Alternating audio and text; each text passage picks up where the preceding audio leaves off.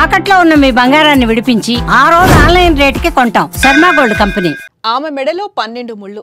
ఏంటి ఆశ్చర్యంగా ఉందా? మెడలో 3 ముళ్ళు వేస్తారు కదా, 12 ముళ్ళు ఏంటి అని షాక్ అవుతున్నారా? ఒకరితో పెళ్ళైతే 3 ముళ్ళు, కానీ ఆమెకు ఏకంగా 4గురితో పెళ్ళైంది. ఒకరికి తెలియకుండా ఒకరిని పెళ్లి చేసుకుని మోసం చేస్తుంది. డబ్బున్న వారిని టార్గెట్ చేస్తూ ప్రేమ పెళ్లి పేరుతో ట్రాప్ చేసి సర్వం దోచేయడమే ఆమె పని. తాజాగా 4వ వ్యక్తిని పెళ్లి చేసుకున్న తర్వాత రోజే జంప్ అవ్వడంతో మరోసారి ఆ నిత్య పెళ్లి కూతురు పెళ్లి భాగంతో బయటకొచ్చింది. ఇంతకీ ఏం జరిగింది? ఎవరామె? ఎలా మోసం చేస్తోంది? Watch this. ఆమె వలపు వల విసిరితే ఎవరైనా మటాష్. డబ్బున్న వాళ్లే టార్గెట్. ప్రేమతో పరిచయం, పెళ్లితో ముఖ్యం. 4గురిని ట్రాప్ చేసిన కిలేడి. మొత్తం దోచేసి నిండా ముంచేసి పరా. డబ్బు కోసం తొక్కన అడ్డదారులు లేవు. సంపాదనే లక్ష్యంగా ఎన్ని వెర్రి వేషాలైనా వేస్తున్నారు కొందరు కేటుగాళ్లు.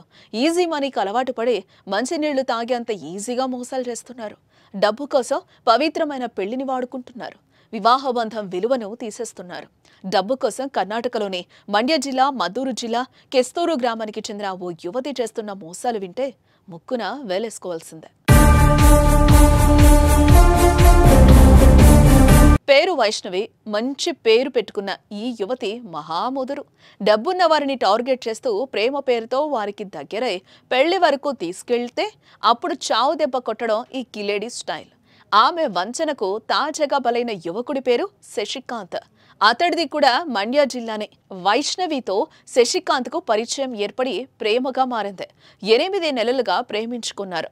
2025 మార్చి 24న ఆదిచుంచనగిరి క్షేత్రంలో వీరి పెళ్లి జరిగింది.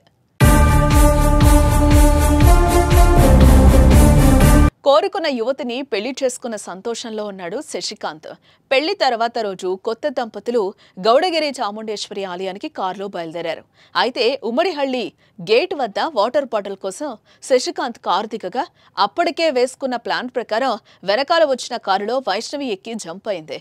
అతడొచ్చి చూసేసరికి వైష్ణవి కనిపించకుండా పోవడంతో పోలీసులకు ఫిర్యాదు చేయగా అసలు విషయం వెలుగులోకి వచ్చింది.